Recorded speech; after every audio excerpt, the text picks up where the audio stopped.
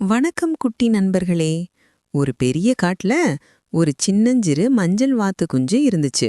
ஒரு நாள் விளையாடிட்டு இருக்கும்போது திடீர்னு காணாம போயிருச்சு. அம்மாவும் அப்பாவும் கண்ணுல படல.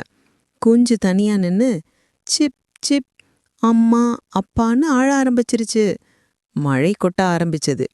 இலை இலைக்கு ஓடி மறைஞ்சுக்கிட்டு இருந்துச்சு. அப்போ தூரத்துல டம் டம் டம்னு பெரிய காலடி சத்தம். குஞ்சு நடுங்க ஆரம்பிச்சிருச்சு. திடீர்னு மரங்களை விலக்கிட்டு ஒரு ரொம்ப ரொம்ப பெரிய யானை வந்துச்சு.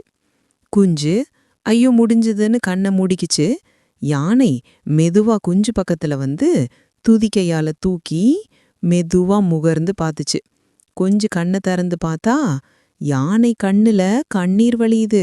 குஞ்சு, என் குஞ்சு, நீதானே என் குட்டின்னு யானை சொல்லுச்சு. ஆமாம், அந்த யானை தான் குஞ்சோட அம்மா. காலையில குஞ்சு விளையாட போன போது தொலைஞ்சு போச்சு. அம்மா யானை முழு காட்டையும் தேடிட்டு இருந்துச்சு. அம்மா யானை குஞ்ச துதிக்கையில தூக்கி முதுகுல தூக்கி வச்சுது. இன்னை முதல் ஒரு அடி கூட தனியா விட மாட்டேன்னு சொல்லுச்சு. குஞ்சு சிரிச்சுக்கிட்டே அம்மா கழுத்துல முத்தம் கொடுத்துச்சு. அப்புறம் என்ன, வீட்டுக்கு போய் அம்மா யானை குஞ்சுக்கு தேன் தடவின வாழைப்பழம் கொடுத்துச்சு. குஞ்சு வயிறு நிறைய சாப்பிட்டுச்சு. அம்மா துதிக்கையில சுருண்டு அம்மா லவ் யூன்னு சொல்லிட்டு தூங்கிருச்சு.